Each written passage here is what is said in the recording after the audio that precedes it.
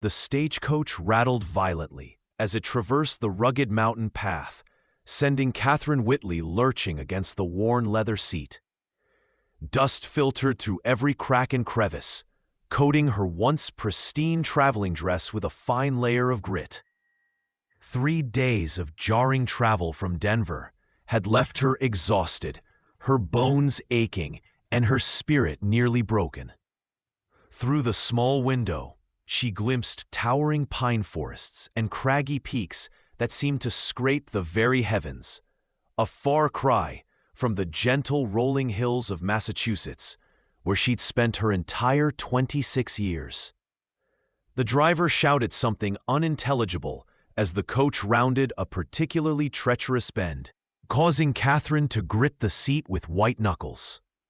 She had come west at her brother's insistence, after his letters described Silver Creek as a growing settlement with boundless opportunity. What Robert had failed to mention was just how wild and untamed the Colorado Territory remained in 1875. "First time out west, ma'am?"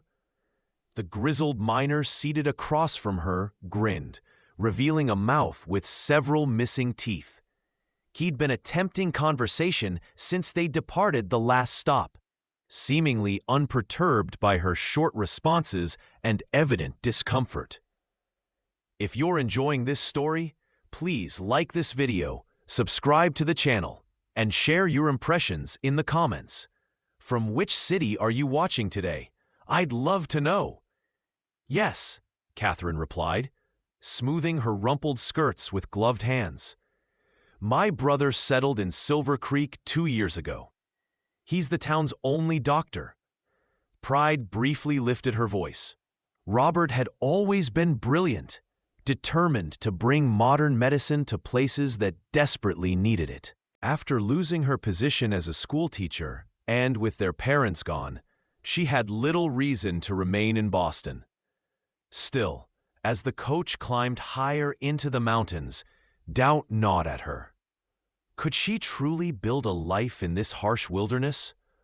The West was nothing like the civilized world she knew, a place where unmarried women were expected to live quietly under family supervision, not venture alone into territories barely claimed from the wild.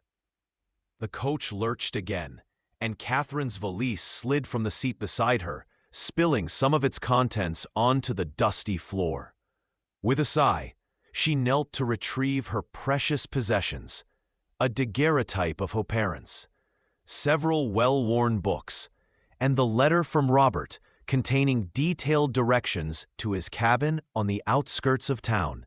The miner bent to help, handing her a small volume of Emerson's essays. "Your brother's the doc, eh? Good man. Patched me up after a mine collapse last winter. Saved my leg, he did." He tapped his left thigh for emphasis. "Silver Creek's growing fast. Got nearly 500 souls now. A proper hotel. Even talk of bringing the railroad through next year." Catherine offered a tight smile, tucking the book back into her valise. In Boston, 500 people would hardly constitute a neighborhood, let alone a town. "How much farther?" she asked, unable to keep the weariness from her voice as mountains seemed to close in around them, making her feel impossibly small. "About an hour, I reckon, weather holding."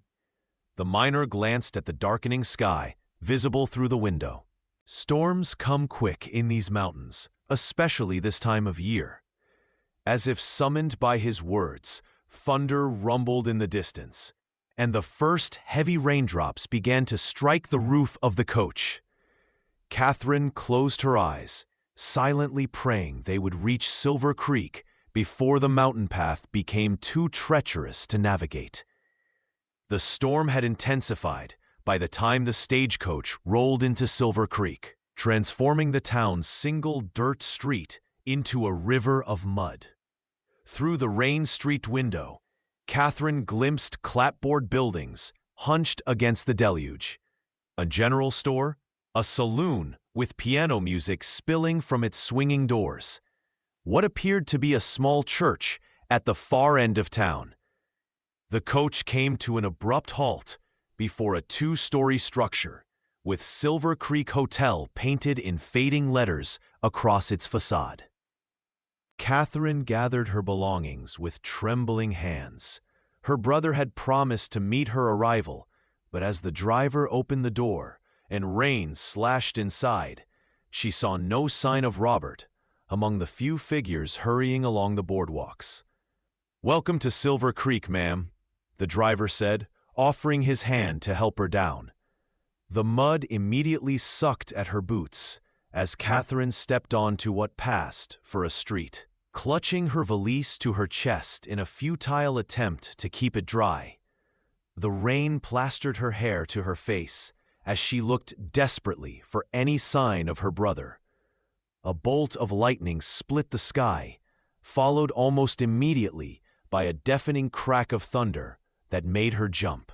"You'd be Miss Whitley," came a deep voice from behind her. Catherine turned to find a tall man with broad shoulders standing beneath the hotel's awning, partially sheltered from the downpour. His face was obscured by the shadow of a wide-brimmed hat, but she could make out a thick beard and piercing eyes studying her with unnerving intensity. Unlike the other men she'd seen since crossing into the Colorado territory, he wore no gun belt, just a large hunting knife sheathed at his side. "I'm Jackson Blackwood. Doc Whitley sent me to fetch you. He's tending to a difficult birth at the Miller homestead. Couldn't get away." Catherine hesitated, water streaming down her face. Robert had mentioned no one named Blackwood in his letters. "I was expecting my brother," she said, voice barely audible over the pounding rain. The man, Blackwood, stepped into the downpour without apparent concern for the water drenching his buckskin jacket. "Storm's getting worse. Road to your brother's place crosses Widow's Creek, and it'll be rising fast. We need to move now if we're going to make it before dark." He reached for her valise, but Catherine held it tighter, reluctant to surrender her possessions to this stranger. Blackwood's expression didn't change. "Your choice, Miss Whitley. Wait here till morning and hope the creek don't wash out the bridge entirely, or trust that your brother wouldn't send someone he didn't vouch for." Logic warred with instinct as Catherine considered her options. The hotel behind her looked reasonably clean, if rustic. She could secure a room for the night, wait for Robert to come for her in the morning, and yet, the thought of arriving only to be immediately separated from her only family after such a long journey was unbearable. With a deep breath, she nodded. "Very well, Mr. Blackwood. Please lead the way." A ghost of a smile flitted across what she could see of his face. "Just Blackwood. Nobody uses Mr. out here, unless they're a banker or an undertaker." He took her valise, despite her initial reluctance, then guided her toward the opposite end of town, where a sturdy-looking bay horse stood hitched beneath a lean-to. Catherine balked at the sight. "Surely we're not riding double in this weather? My brother's letters mentioned he owned a wagon." Blackwood secured her valise behind the saddle with practiced efficiency. "Creek's already too high for a wagon. Horse is surer-footed." Before Catherine could protest further, he'd lifted her onto the saddle with startling ease, as though she weighed no more than a child. She clutched at the pommel, mortified to find herself seated astride rather than side saddle as propriety demanded. Blackwood swung up behind her, his chest a solid wall at her back. "Hold tight," he instructed, and then they were moving, leaving the small settlement behind and heading into the dense forest that pressed close against its boundaries. The ride was a nightmare of rain, mud, and growing darkness. Catherine clung to the saddle as the horse picked its way along what barely qualified as a trail.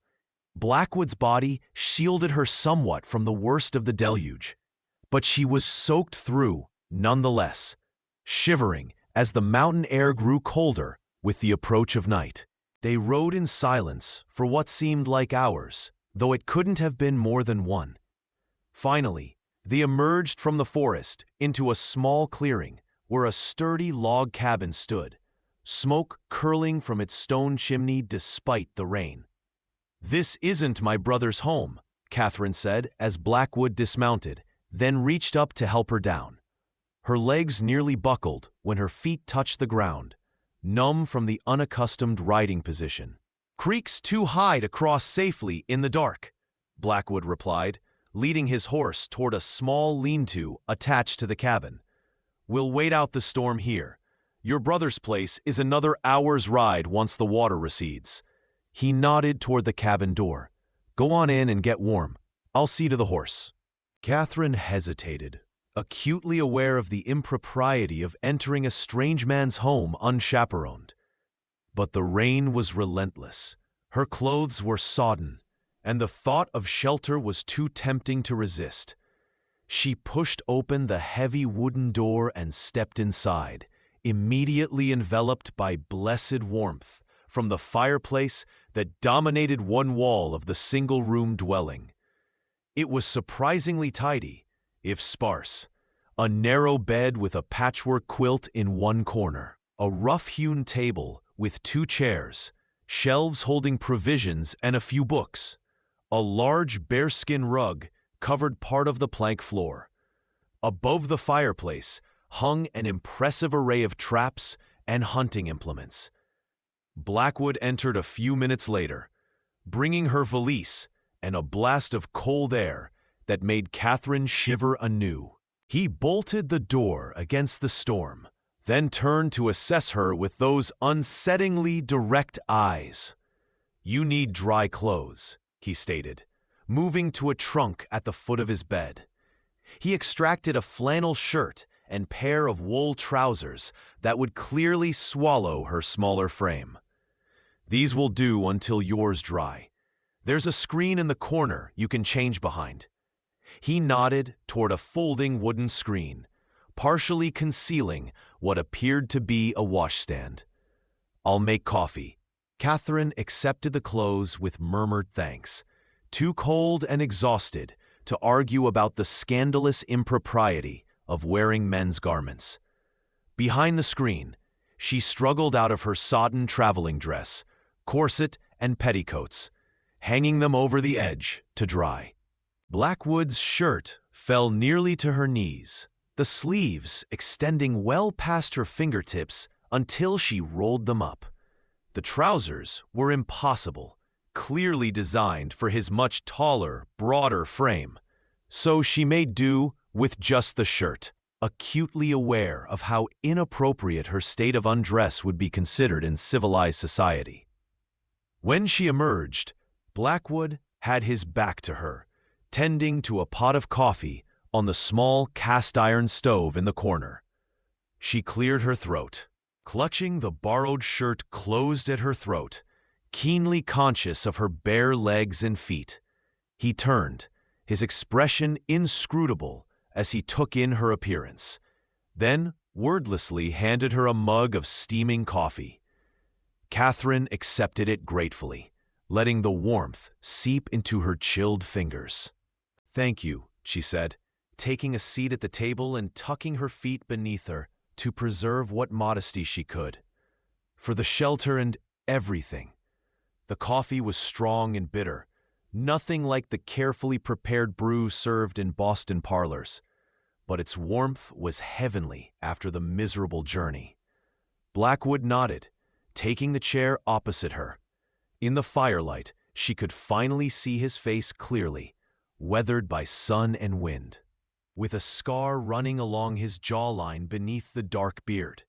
His eyes were a startling blue, like mountain lakes she'd glimpsed from the stagecoach. She guessed him to be in his early 40s, though the hard life of the frontier made it difficult to judge with any certainty. "You don't look much like your brother," he observed, sipping his own coffee. We have different mothers, Catherine explained, surprised by his personal observation. Robert is 10 years my senior. His mother died when he was young, and my father remarried some years later. She hesitated, then asked the question that had been bothering her since their meeting. How do you know my brother? He's never mentioned you in his letters. A faint smile tugged at Blackwood's lips. Saved his life.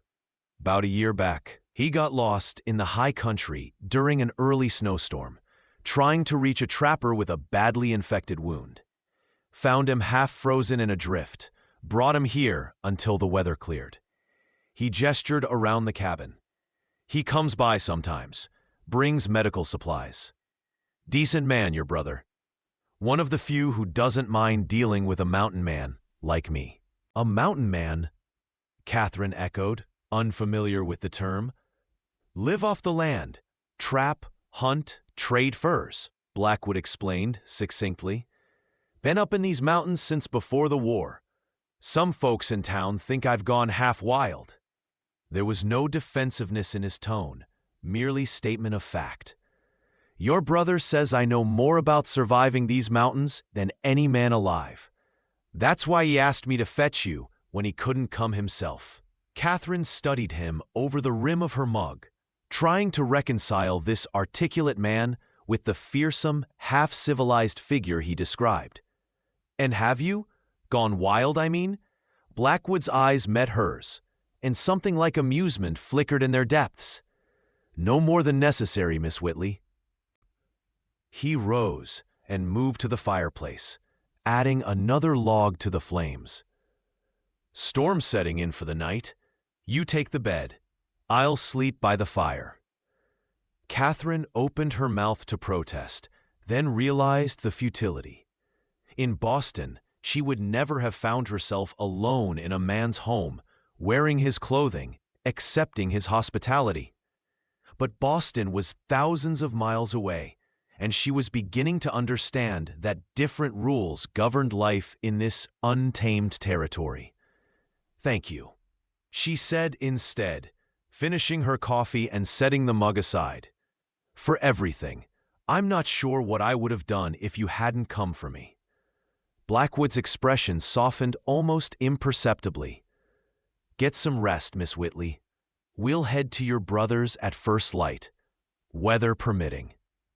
He took a spare blanket from a shelf and spread it on the bearskin rug, clearly considering their conversation concluded. Catherine retreated to the narrow bed, pulling the patchwork quilt around her shoulders. Despite her exhaustion, sleep proved elusive as rain hammered against the cabin roof and occasional thunder shook the very walls.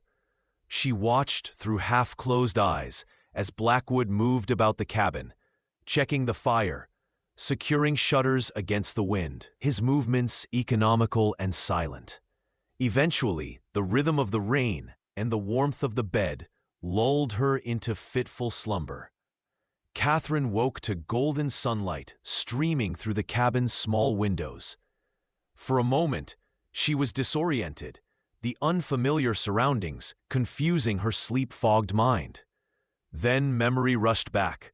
The stagecoach, the storm, Blackwood. She sat up quickly, clutching the quilt to her chest. The cabin was empty, though the fire still burned low in the grate. Her clothes hung near the stove, completely dry now. She dressed hurriedly behind the screen, grateful to be back in proper attire despite the wrinkles in her traveling dress. She had just finished pinning her hair when the door opened and Blackwood entered, carrying a brace of rabbits. "Creek's down," he announced without preamble. "We can reach your brother's place after we eat." He nodded toward a basin of water on the washstand. "Fresh water there, if you want to wash up. Coffee's still hot on the stove." Catherine thanked him, splashing the cool water on her face, trying to make herself presentable after the previous day's ordeal. While she attended to her toilette, Blackwood efficiently skinned and prepared the rabbits, setting them to cook in a cast-iron pot with some vegetables from a small root cellar beneath a trap door in the floor. The domesticity of the scene struck Catherine as oddly comforting. This solitary man, competent in all the skills needed to survive in the wilderness. They ate in companionable silence. The rabbit stew, surprisingly flavorful despite its simple preparation. Catherine found herself ravenously hungry, finishing 2 bowls before she remembered her manners. "It's very good," she said, somewhat embarrassed by her appetite. "You seem quite adept at cooking." Blackwood shrugged. "Man who can't feed himself doesn't last long up here."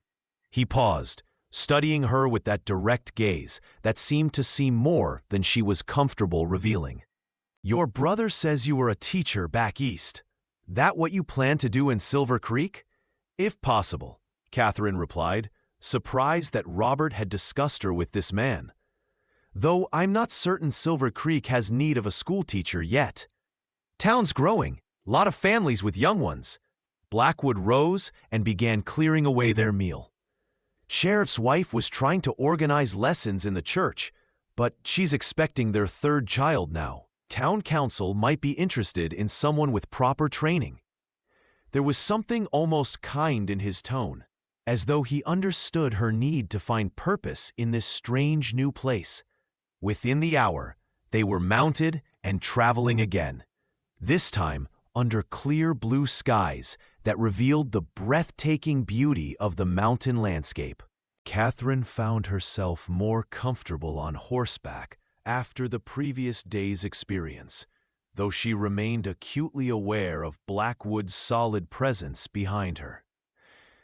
The trail wound through pine forests and across meadows brilliant with wildflowers, climbing steadily toward a ridge from which she could see for miles. Snow-capped peaks in the distance, the silver ribbon of a river winding through the valley below. "It's beautiful," she breathed, momentarily forgetting her discomfort and uncertainty. "Yes," Blackwood agreed simply. "Most who come out here only see what they can take: gold, timber, land. They miss what's really valuable." There was something in his voice that Catherine couldn't quite identify. A reverence, perhaps, or a protective possessiveness toward these wild places that had clearly claimed his heart. They crested the ridge and began descending into another valley, where a small cabin came into view, smoke rising from its chimney. A neat garden was visible to one side, and what appeared to be a small medical office had been built as an addition to the main structure. Catherine's heart leaped at the sight. "Is that what?" "Your brother's place," Blackwood confirmed, urging the horse forward. "Looks like he's home." As they approached, the cabin door flew open, and Robert Whitley rushed out, his familiar face creased with concern that melted into relief at the sight of Catherine. "Kathy, thank God!" He reached up to help her dismount, enfolding her in a tight embrace once her feet touched the ground. "When the storm hit, I feared the worst. The Miller baby decided to arrive 3 weeks early, and with complications. I couldn't get away." He turned to Blackwood, extending his hand. "I owe you again, old friend. Bringing her safely through that weather was no small feat." Blackwood accepted the handshake with a nod. "Creek nearly stopped us. Had to wait out the night at my place." If he noticed Robert's momentary look of concern, he gave no indication. "Your sister's made of sterner stuff than most newcomers." "Handled it well." Robert laughed, keeping an arm around Catherine's shoulders. "She always was the stubborn one. Come inside, both of you. I've got coffee on, and you must be hungry after the ride." He led them toward the cabin, continuing his cheerful chatter. "I've got the spare room all prepared for you, Kathy. It's not what you're used to in Boston, but it's clean and comfortable. You can see patients in the infirmary. I've been telling everyone about my brilliant sister who's coming to help organize my disaster of a practice."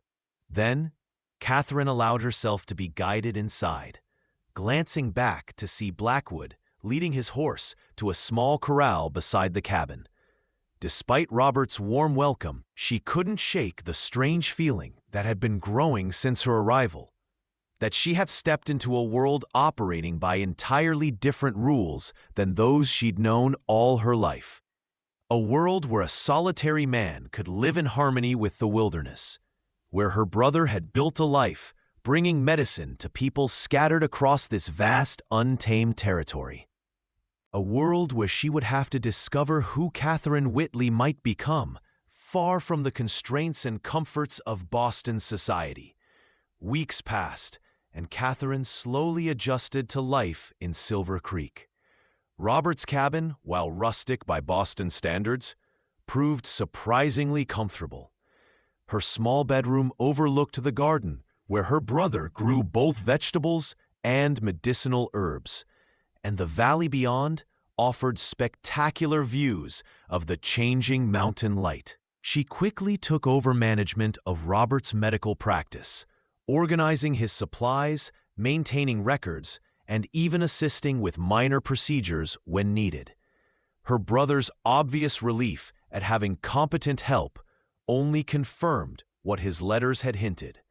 He was an excellent doctor, but lacked the organizational skills to run his practice efficiently. Twice weekly, they rode into town together, Robert to attend patients who couldn't make the journey to his cabin, Catherine to purchase supplies and gradually acquaint herself with the settlement that was to be her home. Silver Creek was indeed growing rapidly, with new buildings under construction and freight wagons arriving regularly with goods from Denver. The townsfolk, initially curious about Doc Whitley's Eastern sister, proved welcoming enough, especially once word spread of her teaching credentials. Sheriff Thomas Daniels and his pregnant wife Martha were particularly keen to discuss establishing a proper school, and Catherine found herself drawn into planning meetings at the church, where temporary lessons were already being conducted. "We've got nearly 30 children of school age now," Martha explained during one such meeting, her hand resting on her swollen belly. "Been trying to teach the basics myself, but with this one coming," she gestured to her pregnancy. "Town council set aside funds for a schoolhouse, but we need someone who knows how to run it proper."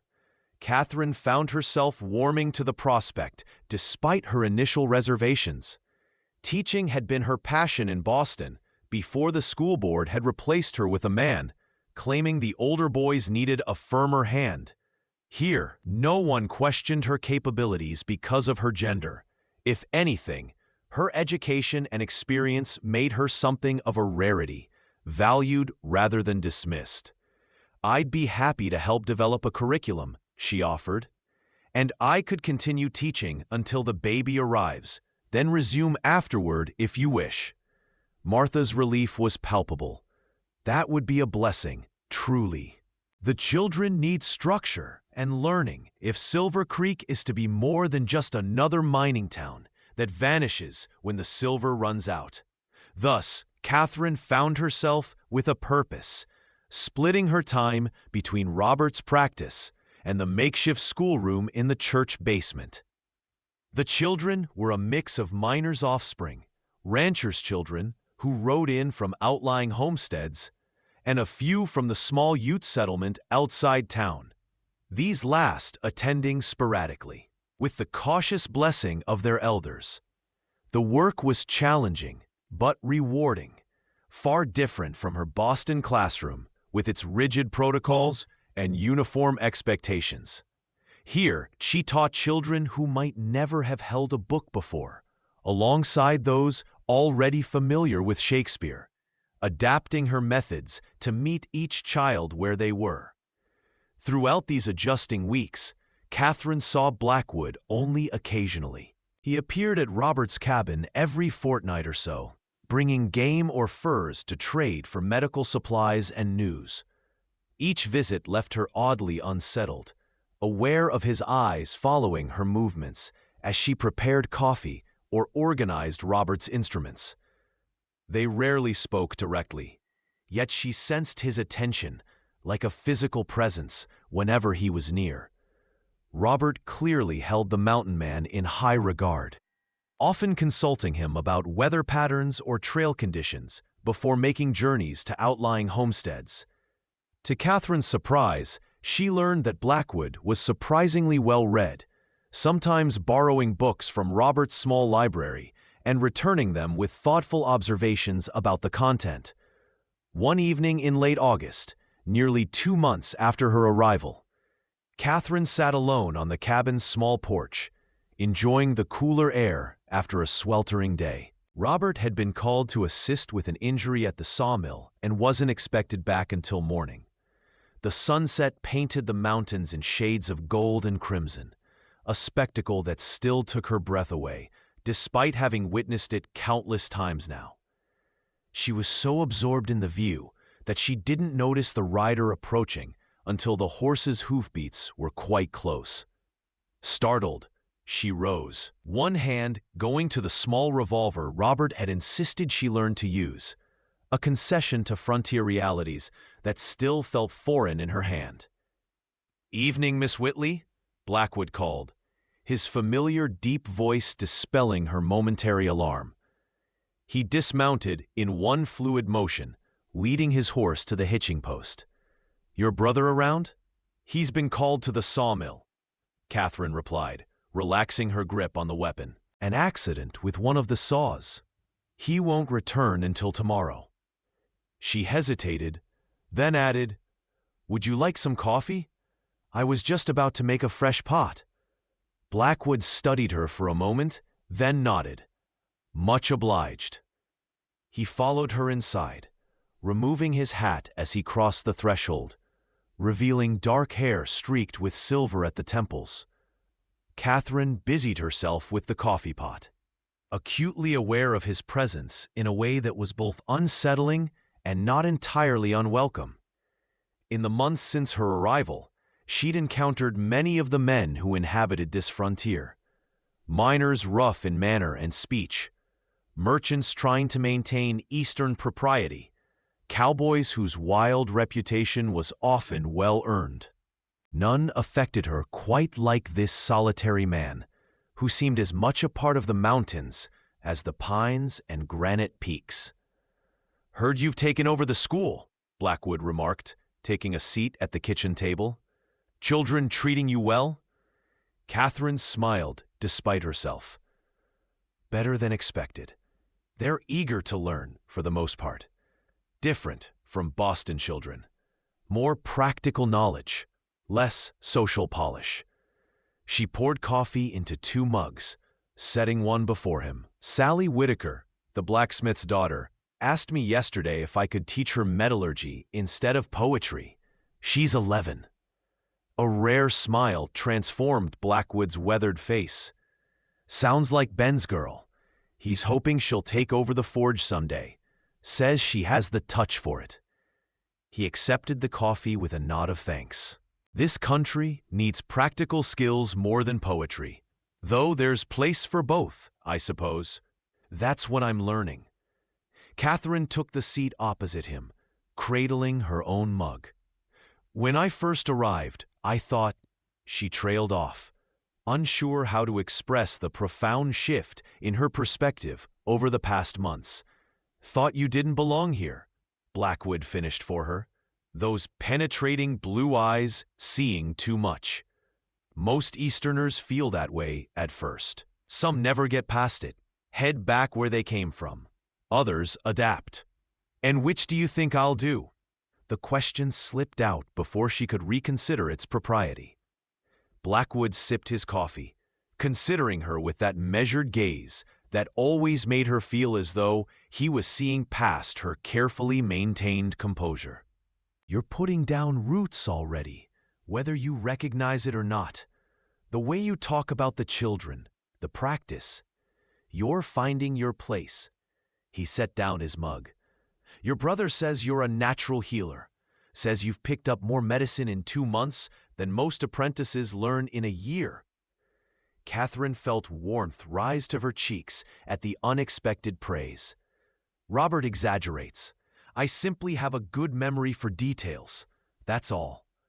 She paused, then added more softly. I do find I enjoy the work more than I expected. There's a directness here. In Boston, I could never have assisted in a surgery or delivered a baby.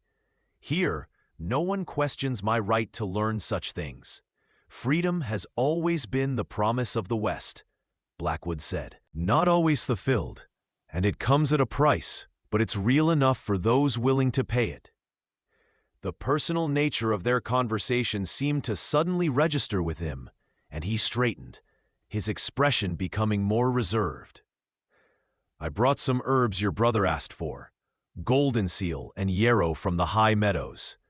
They're in my saddlebag. I'll put them with his supplies, Catherine said, recognizing the shift in his manner. He'll be grateful. The last of the golden seal was used treating the Peterson baby's fever last week. Blackwood nodded and rose. Should be going. Night comes quick this time of year, and the trail's tricky in the dark. He paused, seeming to debate something internally, then asked, You'll be all right here alone? The question might have offended Catherine once, but she'd learned that in this country, concern for safety wasn't a commentary on her capabilities, but a practical reality. I'll be fine. Robert made sure I can handle his revolver, and the doors are solid. She offered a small smile. Besides, most of the danger seems to come from nature rather than people out here. No one's tried to rob the doctor yet. Still, I could camp nearby, just for tonight. Blackwood's offer was gruff, almost reluctant. There's been talk of a mountain lion coming down from the high country, taking calves from the Peterson place. Catherine felt a flutter of something that wasn't entirely fear at the thought of him keeping watch through the night. That's very kind, but unnecessary. I've grown less timid than I was upon arrival. She walked with him to the door, where he retrieved his hat. Thank you for the herbs and the company. Blackwood settled his hat on his head, nodding once. Lock up after me, Miss Whitley. Your brother would have my hide if anything happened to you on my watch. The words were light, but something in his tone suggested he took the responsibility far more seriously than he let on. After he'd gone, Catherine secured the cabin as promised, then returned to the porch to watch as his figure receded into the gathering dusk, strangely reluctant to retreat inside despite the cooling air. Something about Blackwood's presence lingered, like the scent of pine that clung to his buckskin jacket, or the intensity of his gaze when he thought she wasn't looking. With a sigh, she finally went inside, telling herself that such thoughts were merely the product of isolation and the adjustment to frontier life, nothing more. That night, a violent thunderstorm swept through the valley, rattling the cabin's windows and illuminating the room with brilliant flashes of lightning. Catherine lay awake, listening to the fury of the elements and wondering if Blackwood had reached his home before the deluge began. Despite her protests, she suspected he might have made good on his offer to camp nearby, and the thought of him out in this weather troubled her more than she cared to admit. Sometime after midnight, over the howling winds, she thought she heard a horse's whinny near the cabin. Peering through the rain-lashed window, she caught a glimpse of a figure moving near the edge of the trees, too brief to be certain, gone before she could call out. Sleep came fitfully after that, her dreams filled with blue eyes and mountain storms. Morning dawned, clear and brilliant, the storm having washed the world clean. Catherine rose early, her duties at Robert's practice ingrained now, despite his absence. She had just finished feeding the chickens when a rider appeared on the trail from town. Not Robert, but Sheriff Daniels, his expression grim beneath his badge-adorned hat. Catherine's heart stuttered, immediately fearing news of some accident involving her brother. "Morning, Miss Whitley," the sheriff called, dismounting stiffly. "Doc around?" "He was called to the sawmill yesterday," Catherine replied, anxiety tightening her throat. "Is something wrong? Has there been another accident?" Sheriff Daniels removed his hat, running a hand through thinning hair. "No accident, ma'am. Trouble, though. Was hoping the doc could help, but you might do just as well." He glanced toward the trail he'd just traveled. "It's Blackwood. Found him about 2 miles from here, badly hurt. Got him to my horse somehow, but he's in a bad way." Catherine's blood ran cold. "Blackwood? What happened?" "Mountain lion, looks like. Must have surprised him in the dark, maybe during that storm last night." The sheriff's weathered face creased with concern.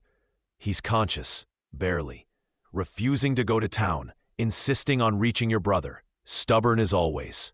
Before he'd finished speaking, Catherine was already moving toward the medical office, gathering supplies with practiced efficiency. "Bring him here immediately. I'll prepare the examination table." Her voice was steadier than she felt, professional training overriding the surge of emotions threatening to overwhelm her. "How severe are his injuries?" "Bad claw marks across his back and shoulder," the sheriff reported, following her into the infirmary. "Lost a fair amount of blood. Fever starting too, I think." Catherine nodded, mentally cataloging the treatments Robert had taught her for such wounds: cleaning, stitching, preventing infection. "I'll need hot water and my brother's surgical kit. Can you help bring him inside when you return?" Sheriff Daniels nodded, already heading back to his horse. "I'll bring him straight here." "Left him resting against a tree when I came to get help. Man's got more lives than a cat, I swear. Anyone else would have died out there." The next hour passed in a blur of preparation. Catherine heated water, arranged instruments, prepared bandages, and mixed a tincture of willow bark for pain and fever. When she heard horses approaching, she steeled herself for what was to come, determined to remain calm and professional, despite the fear coiling in her stomach. The sight of Blackwood, however, nearly shattered her composure. The sheriff half-carried, half-dragged him through the door. The mountain man's normally imposing frame slumped and weakened. His buckskin shirt was torn and stained dark with blood, his face ashen beneath the tan and beard. "Get him on the table," Catherine instructed, fighting to keep her voice steady. "I need to cut away his shirt to assess the wounds." Sheriff Daniels nodded, helping position Blackwood face down on Robert's examination table. The mountain man grunted in pain, but made no other sound, his jaw clenched tight against any display of weakness. "I'll fetch more water," the sheriff said, clearly uncomfortable with medical matters. "Anything else you need?" "Not at the moment, thank you." Catherine was already cutting away the ruined shirt, exposing the extent of Blackwood's injuries. 4 deep parallel gashes ran from his right shoulder across his back, the flesh torn and angry. Smaller cuts and bruises suggested he'd fought back fiercely against the attack. "The creature was a mountain lion, you said?" "Has to be," Sheriff Daniels replied from the doorway. "Nothing else makes wounds like that." "Found tracks nearby when I came across him." Catherine nodded, focusing on the task at hand. "Mr. Blackwood, I need to clean and stitch these wounds. It will be painful. Sheriff Daniels can hold you still if necessary." "No need," Blackwood growled, his voice strained but determined. "Not my first tangle with a cat. Do what you must." His eyes, when they briefly met hers, burned with fever, but remained lucid and aware. She worked methodically, just as Robert had taught her, cleaning each wound with carbolic solution, removing debris, assessing which gashes required stitching. Blackwood remained stoically silent throughout, though she felt his muscles tense beneath her hands when the pain must have been nearly unbearable. Sheriff Daniels hovered nearby, providing water and assistance when asked, but clearly relieved when Catherine told him he was free to return to town. "I'll send word to the dock at the sawmill," he promised before departing. "Let him know what's happened." "You sure you'll be all right here alone with him?" "Quite sure," Catherine replied without hesitation. "He's in no condition to be a threat, and I doubt he would be one even if he were at full strength." Something in her tone must have conveyed her certainty, for the sheriff nodded and took his leave. Hours passed as Catherine worked, stitching the deepest wounds with neat, careful sutures, applying salve to the others, monitoring the fever that continued to rise despite the willow bark tincture. Blackwood drifted in and out of consciousness, occasionally murmuring words she couldn't catch. Once, his hand caught hers as she bathed his forehead, his grip surprisingly strong despite his weakened state. "Why?" he asked, those blue eyes suddenly clear and focused on her face. Catherine understood the question without further elaboration.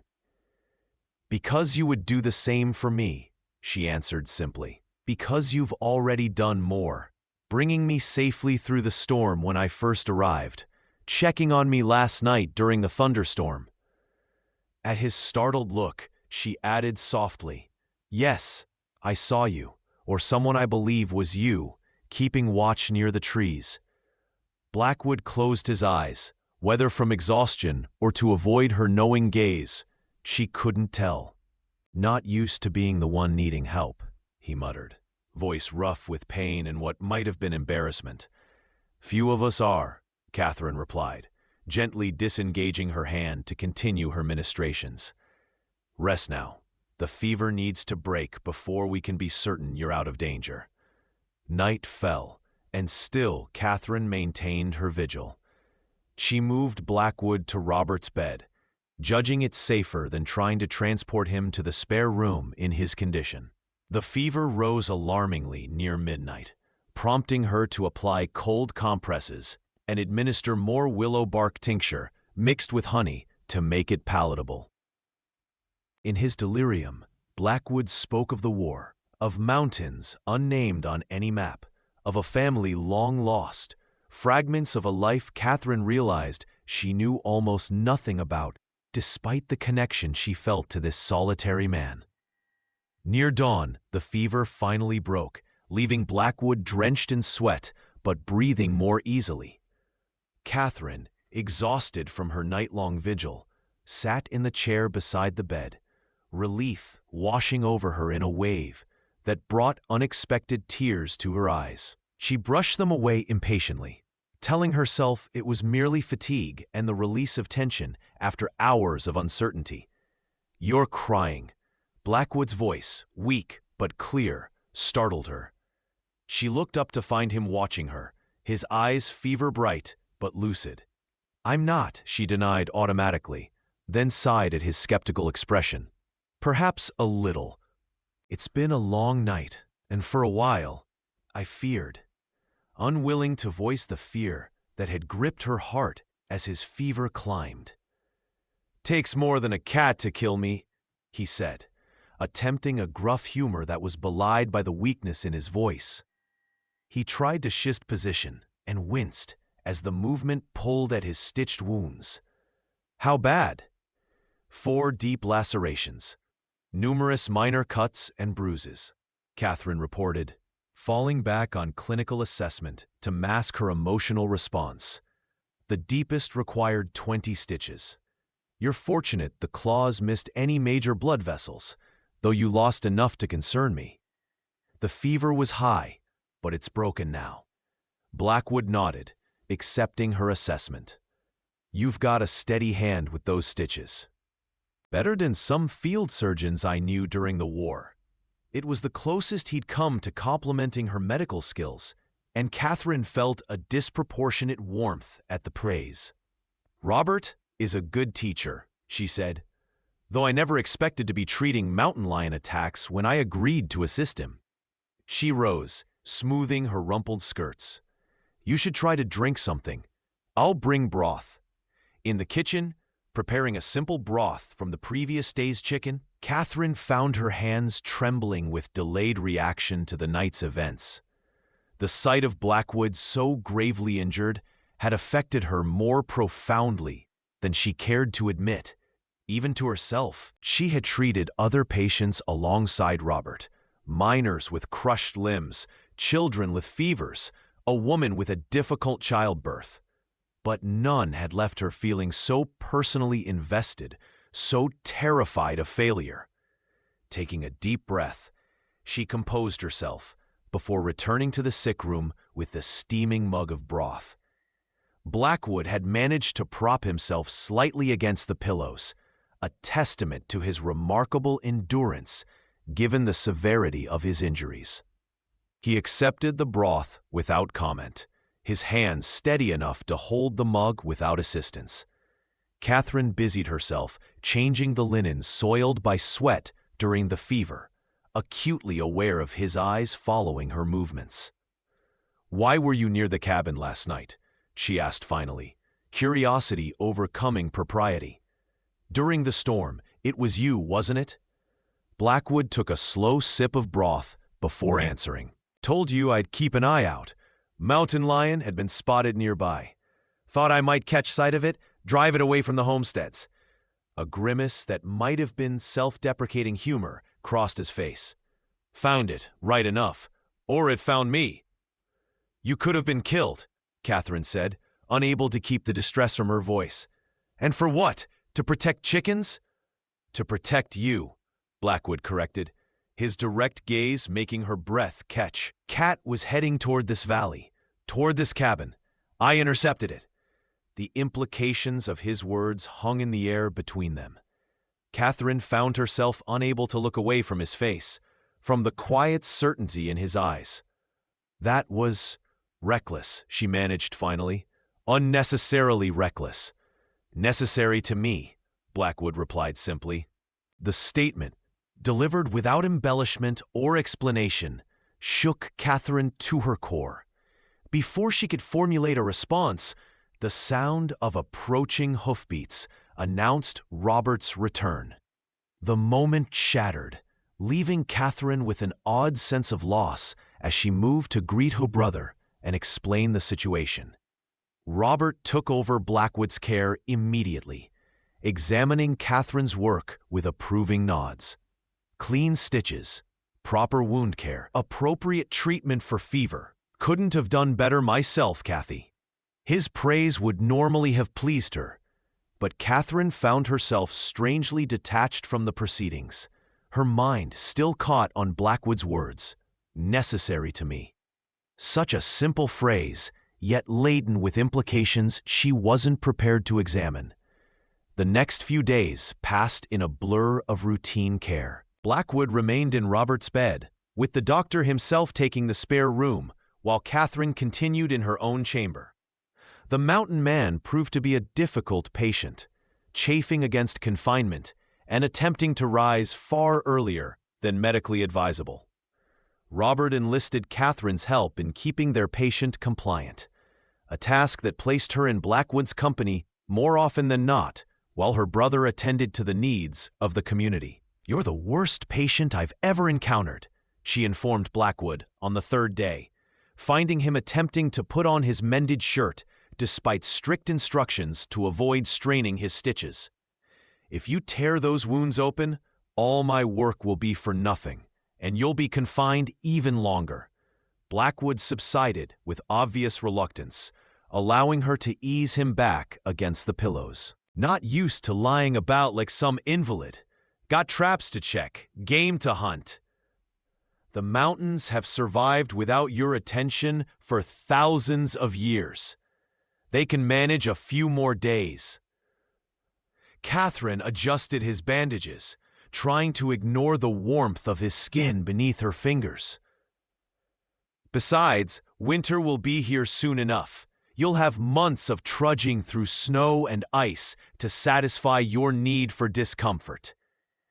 A surprised chuckle escaped him, the sound transforming his face in a way that made Catherine's heart skip a beat. "You've developed quite a sharp tongue since arriving, Miss Whitley. not the same timid Boston schoolteacher who couldn't bear to ride astride.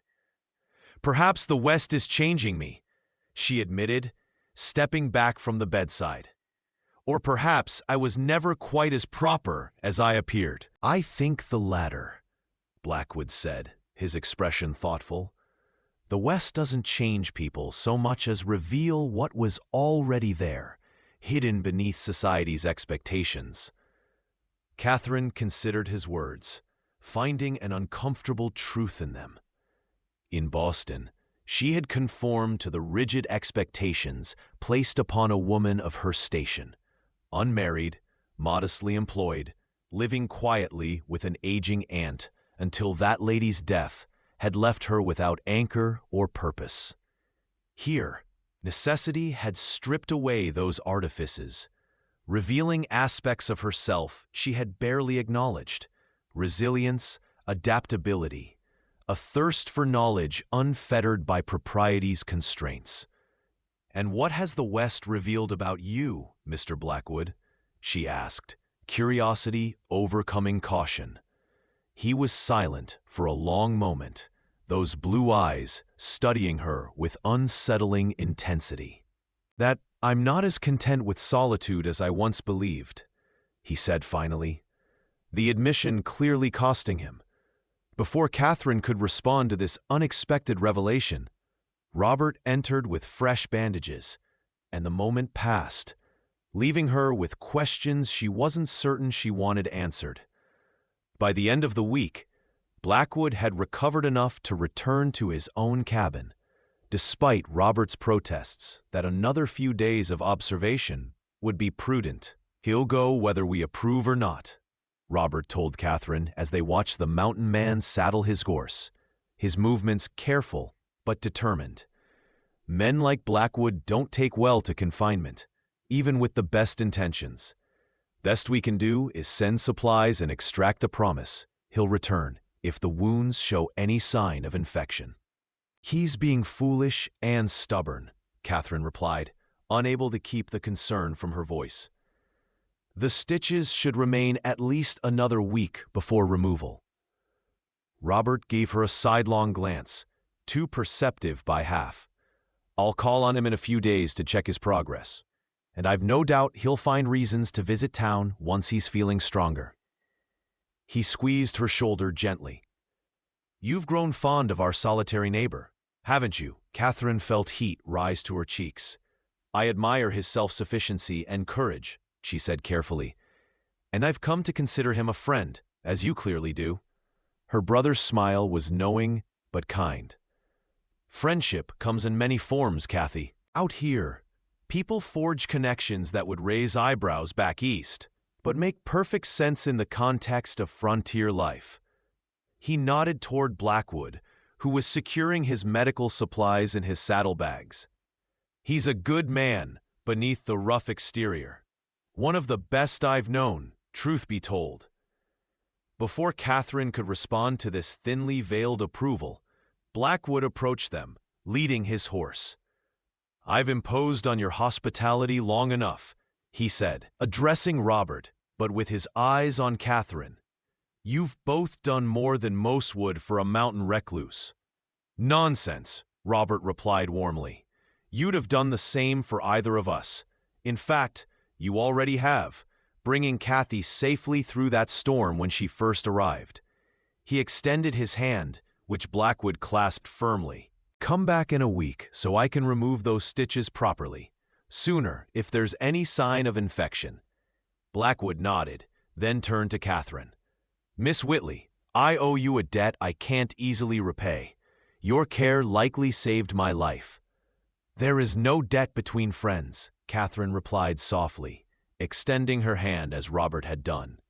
Instead of shaking it, however, Blackwood brought it briefly to his lips, in a gesture so unexpected and gentlemanly that it left her momentarily speechless.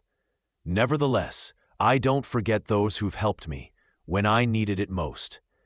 His voice was low, meant for her ears alone. "If you ever have need, for anything at all, you have only to send word." With that, he released her hand, mounted his horse with careful movements that betrayed his still healing wounds, and rode away toward the mountains that had claimed him long ago. Catherine watched until he disappeared into the tree line, a strange emptiness settling in her chest. Robert, observing her silence, patted her shoulder gently. "He'll be back, Kathy. Men like Blackwood always find their way back to what matters to them." The autumn progressed rapidly, transforming the mountain landscape into a riot of gold, crimson, and amber. The aspens that dotted the mountainsides turned a brilliant yellow, creating rivers of sunlight among the dark evergreens. Catherine found herself busier than ever, dividing her time between Robert's practice and the newly constructed schoolhouse in town. The building, though simple, represented a community's commitment to permanence, a statement that Silver Creek intended to outlast the minds that had spawned it. True to Robert's prediction, Blackwood returned after a week for removal of his stitches, though Catherine was in town teaching when he arrived.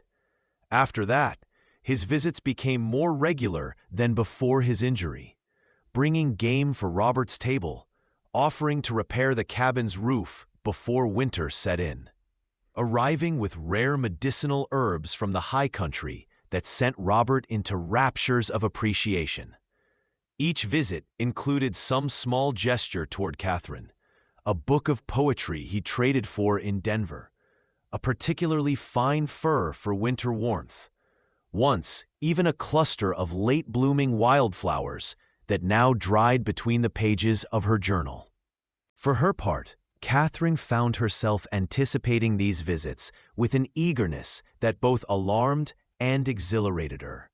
She took special care with meals when Blackwood was expected, wore her finest day dresses, though they were pitifully few, having packed only the most practical garments for frontier life, and engaged him in conversations that revealed his surprising depth of knowledge on subjects ranging from natural philosophy to literature. The mountain man, she discovered, had been educated at a Pennsylvania college before the war, had traveled extensively before finding his place in the Colorado wilderness, spoke passably French and Spanish, and possessed a wry humor that emerged more frequently as their acquaintance deepened.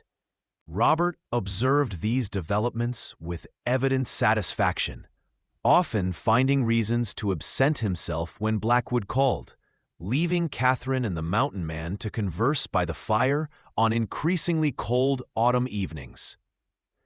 "I've never seen him so sociable," Robert remarked one night after Blackwood had departed. "In the 2 years I've known him, he's never once discussed Thoreau's philosophy or argued the merits of Shakespeare's sonnets. You've accomplished what no one else in these parts has managed, drawn him out of that self-imposed isolation." "He's simply being polite to your sister," Catherine protested, though she knew it wasn't entirely true. There was something in Blackwood's manner when they were alone together, a softening, an openness that went beyond mere courtesy. Robert snorted inelegantly. "Jackson Blackwood doesn't do anything out of mere politeness. If he's sharing his thoughts with you, it's because he wants to, not because frontier etiquette demands it."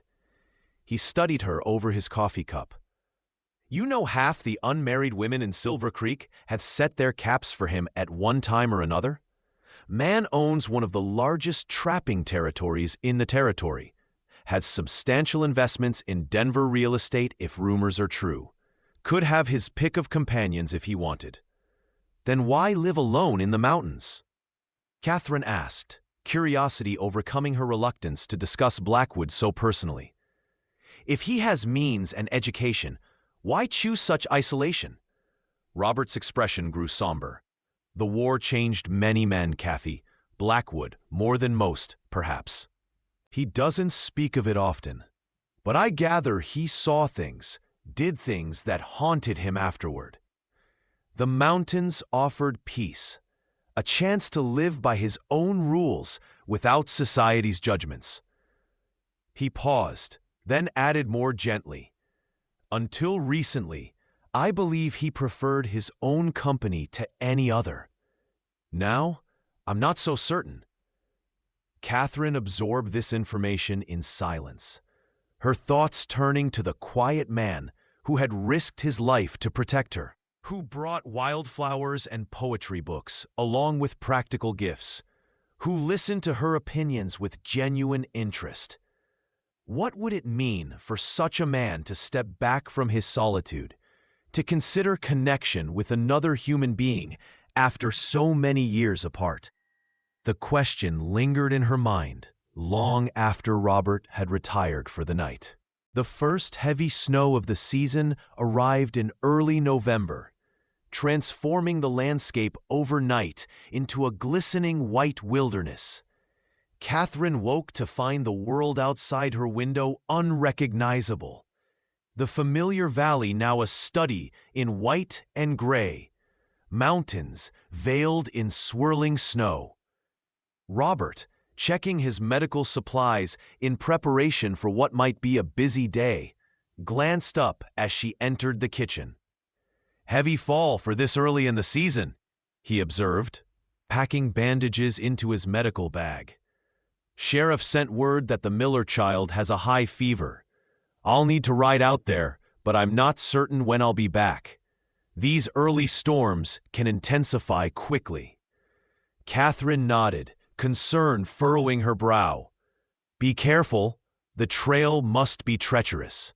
"I've learned a few things about winter travel since coming west," Robert assured her with a smile. "I've laid in plenty of firewood, and there's food enough for several days if the storm worsens. Stay inside, keep the fire burning." He hesitated, then added, "If I'm not back by nightfall, don't worry. I may need to remain with the Millers until the child's fever breaks or the weather clears." After Robert's departure, Catherine busied herself with household tasks, trying to ignore the howling wind that rattled the cabin's windows. By midday, the storm had intensified, snow falling so thickly that she could barely see the edge of the garden from the kitchen window. She built up the fire, heated soup for her solitary lunch, and settled in with grading papers from her students, determined to make productive use of this unexpected confinement. The short winter day was already fading toward dusk when a sharp knock at the door startled her from her work. Thinking Robert had returned earlier than expected, she hurried to open it, only to find Blackwood on the threshold, snow coating his buckskin jacket and hat, his breath forming clouds in the frigid air. "Blackwood, what on earth are you doing out in this weather?" She stepped back, gesturing him inside. He stamped snow from his boots before entering, removing his hat to reveal hair damp with melted snow. "Saw your brother heading toward the Miller place this morning. Storm's getting worse. Could turn into a blizzard by nightfall." He glanced around the cabin.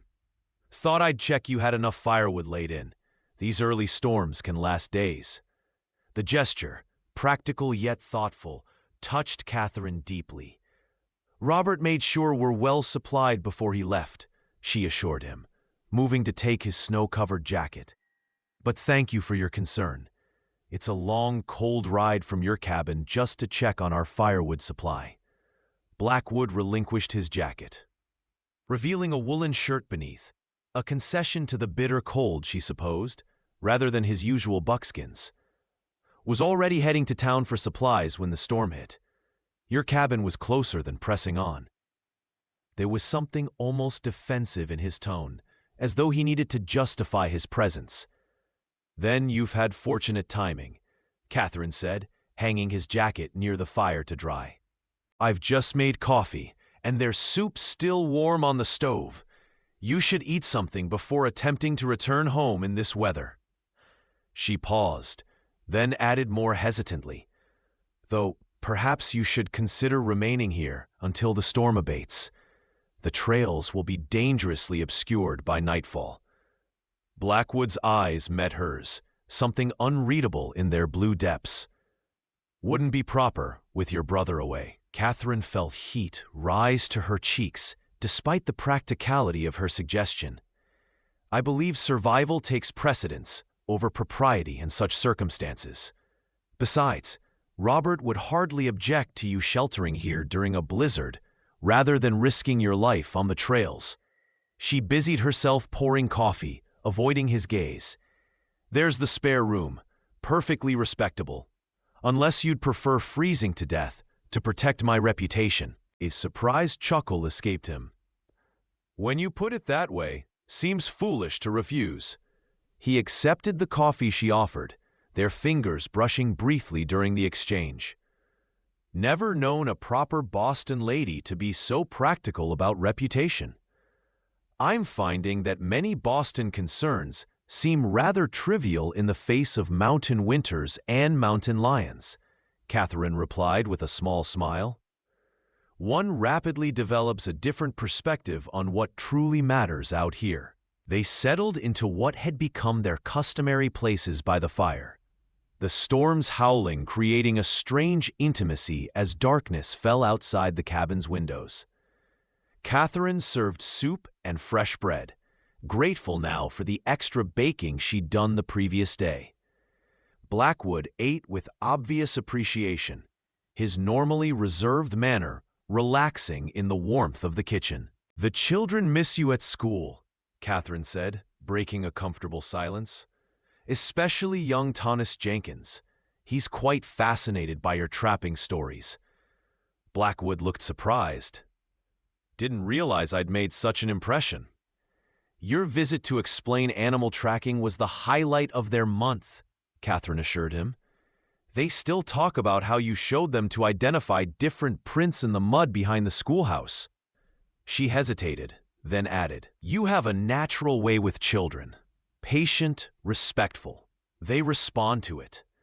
He shrugged, clearly uncomfortable with the praise. "Children are easier than most adults. No pretense, no hidden motives." He set aside his empty bowl. "You're good with them too. Saw how they listened when you explained those math problems. Different from any teacher I had growing up. I believe in treating children as thinking beings, not empty vessels to be filled with facts," Catherine said, warming to a subject close to her heart. "Even the youngest has observations and ideas worth respecting." She smiled at a memory.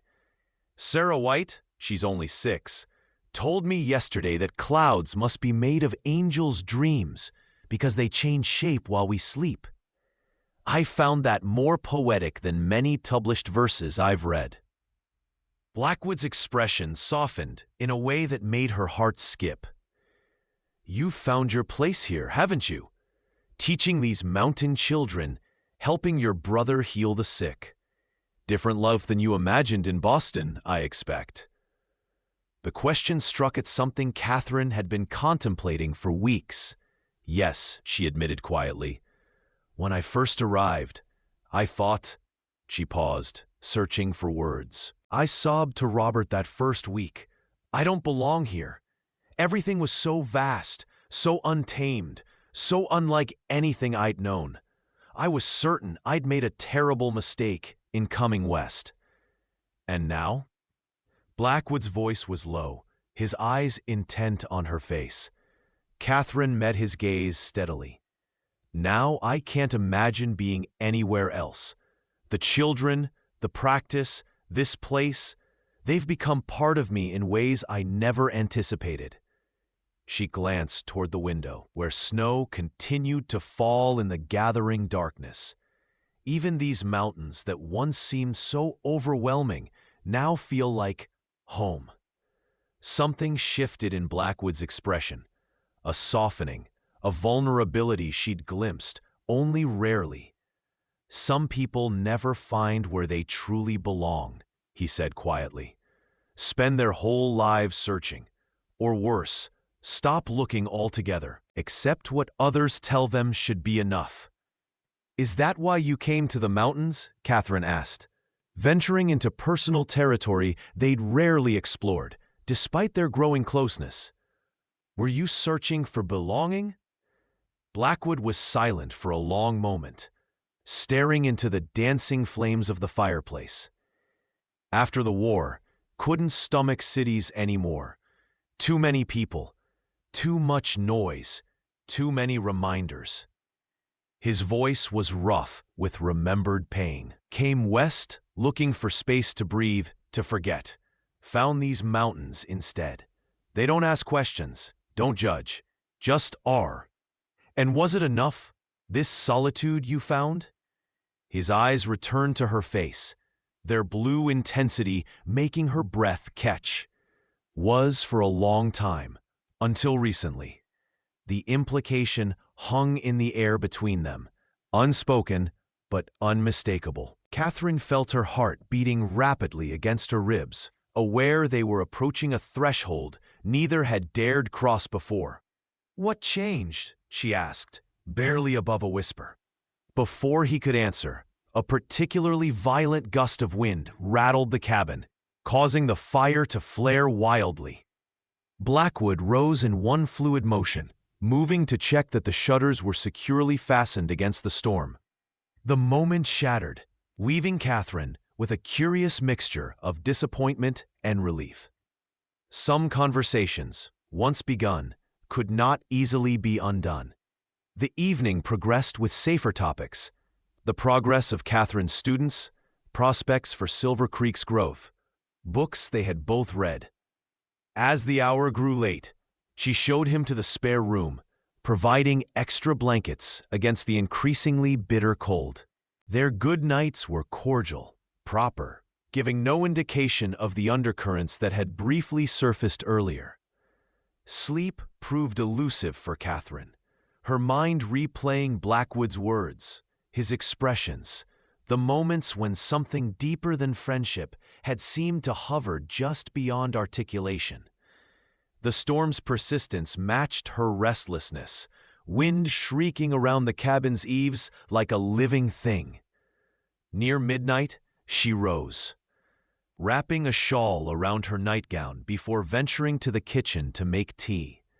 To her surprise, Blackwood sat at the table, a lamp burning low beside him, one of Robert's medical texts open before him. He looked up at her entrance, closing the book. "Didn't mean to disturb you," he said, beginning to rise. "You didn't," Catherine assured him, moving to the stove. "I couldn't sleep with the storm. Thought tea might help." She glanced at the book he'd been reading. "Are you interested in medicine?" "Your brother loaned it to me after the mountain lion attack.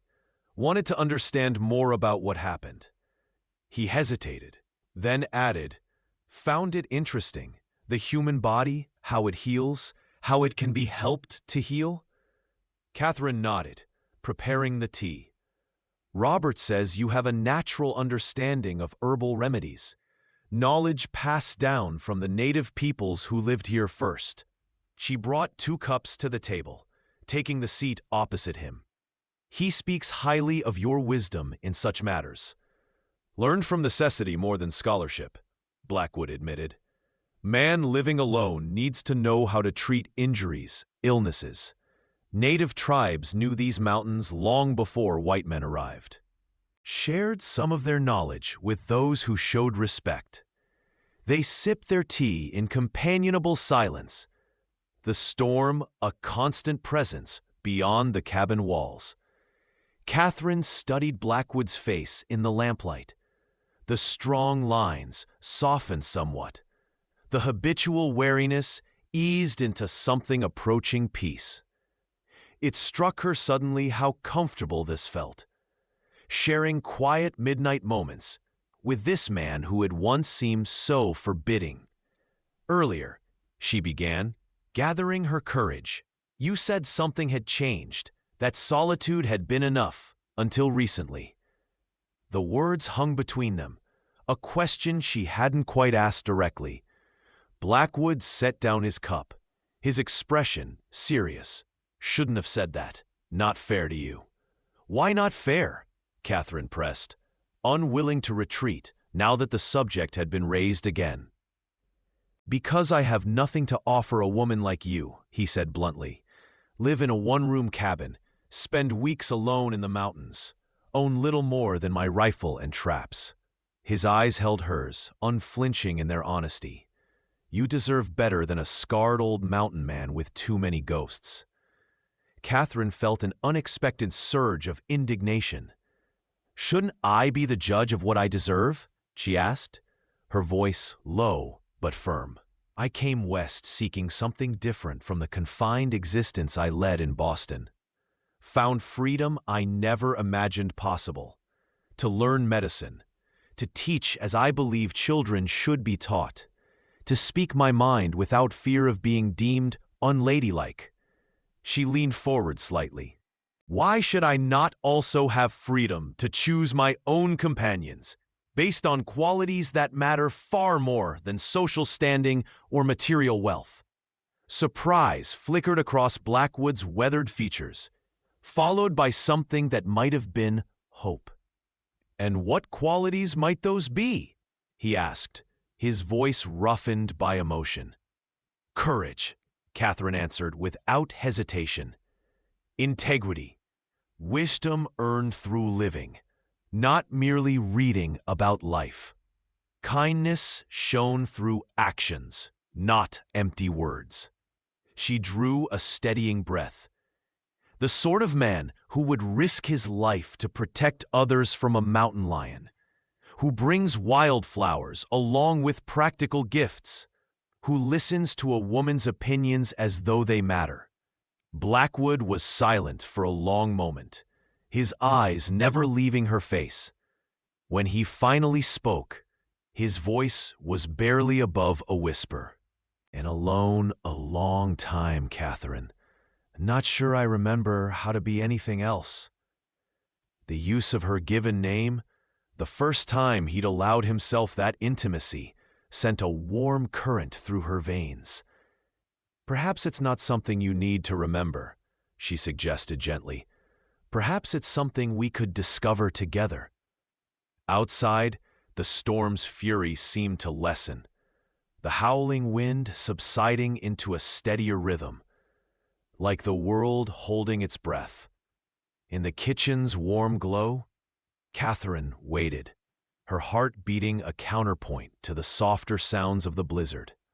Blackwood's hand moved slowly across the table until his fingers rested lightly atop hers, the contact sending sparks along her skin, despite its gentleness. When I found you that first day, soaked through and looking like you'd seen the wildest territory on God's earth, never imagined we'd be sitting here like this. His thumb traced a small circle on the back of her hand. Thought you'd be on the first stage back east once you saw what frontier life was really like. Catherine turned her hand beneath his, their palms meeting, fingers interlacing. I surprised myself as well, she admitted with a small smile.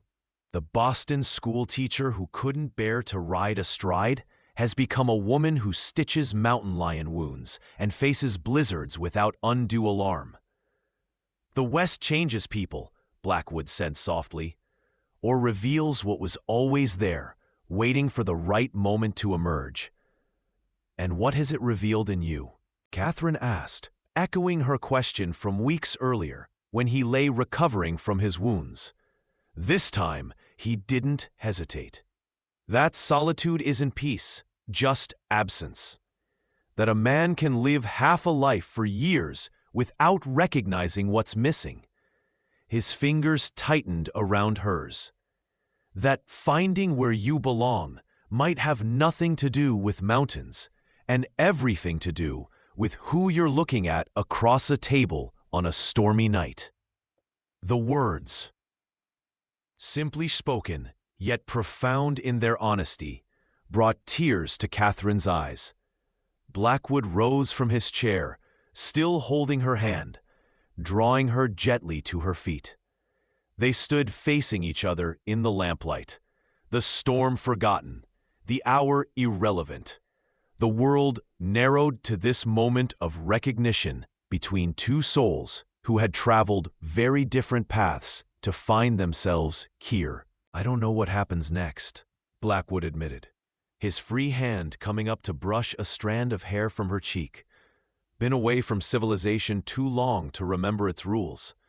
But I know what I feel. even if I lack the words a more educated man might use." Catherine leaned slightly into his touch, her heart full to bursting with emotions too complex for simple naming. "I think," she said softly, "that the rules of civilization matter far less here than the truth between two people." She took a small step closer, eliminating the last space between them. "And I think you have exactly the right words, if you would speak them." Blackwood's hand cupped her cheek, his eyes searching hers with an intensity that made her breath catch. "When you first came here, you said you didn't belong. Felt that way myself most of my life, never quite fitting anywhere. Even before the war changed everything." His voice dropped lower, intimate in the quiet kitchen.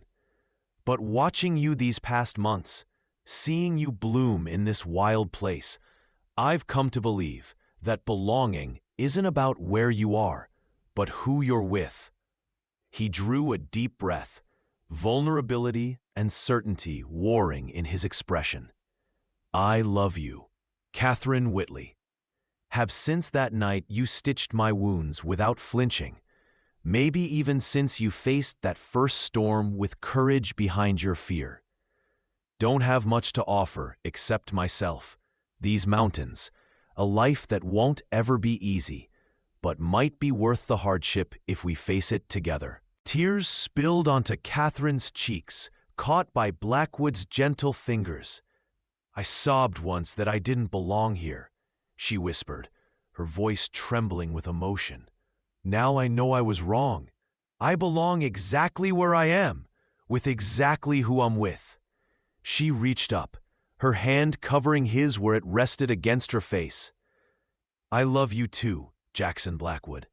Not despite your solitary ways or the scars you carry, but because of them, because they've made you the man who stands before me now, offering his heart with such honest courage." Blackwood, Jackson, drew her close. Catherine smiled through her tears, her hands coming to rest on his chest. "I love you, Jackson. I love you with all my heart." As their lips finally met in a tender kiss, the storm outside began to subside, as if nature itself approved of their union. In that moment, Catherine knew with absolute certainty that she had found her true home, not in the majestic mountains or the growing frontier town, but in the arms of the man who had risked everything to protect her, to love her. "You belong in my arms," he whispered against her lips, "and nowhere else." The next spring, they were married in Silver Creek's small church, with Robert beaming proudly as he gave away his sister. Their life together would never be easy. The frontier demanded resilience and sacrifice, but it was rich with purpose and love. The mountain man and the Boston schoolteacher had found in each other what neither had known they were seeking: the profound sense of belonging that comes only when two hearts recognize each other across all boundaries of circumstance and convention.